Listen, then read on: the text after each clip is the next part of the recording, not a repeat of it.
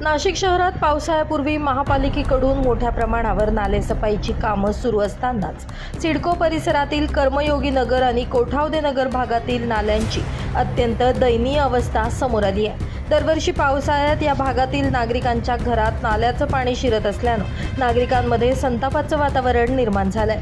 या परिसरात मोठ्या प्रमाणावर बांधकामं सुरू असून काही बांधकाम व्यावसायिकांकडून बांधकामातील वेस्टेज, माती, सिमेंटचे अवशेष तसेच राडारोडा थेट नाल्यांमध्ये टाकला जात असल्याचं चित्र दिसून येत आहे। यामुळे नाल्यांचं पाणी वाहून नेण्याची क्षमता कमी झाली असून पावसाळ्यात पूरस्थिती निर्माण होण्याची शक्यता व्यक्त केली जात आहे।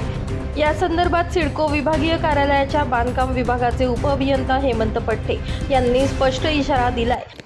नाशिक महानगरपालिकेमार्फत पावसाळ्यापूर्व नाले सफाई करण्याचे काम सुरू करण्यात आलेले आहे, परंतु असे निदर्शनास येत आहे की काही ठिकाणी बांधकाम व्यावसायिक व नागरिकाकडून राडारोडा हा नाल्यात टाकण्याचे काम निदर्शनास आलेले आहे।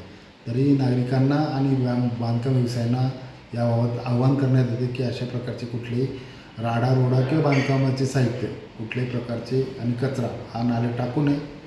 त्यामुळे पूर होण्याची पूर सदृश परिस्थिती उद्भवण्याची शक्यता नाकारता येत नाही आणि असे आढळून आल्यास त्यांच्यावर कायदेशीर कारवाई करण्यात येईल।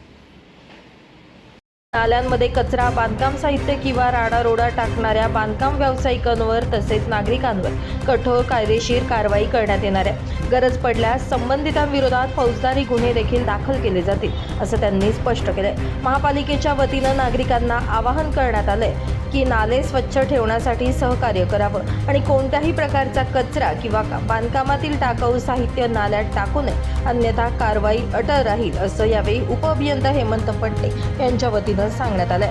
नितीन चव्हाण, महाराष्ट्र 24 न्यूज, सिडको।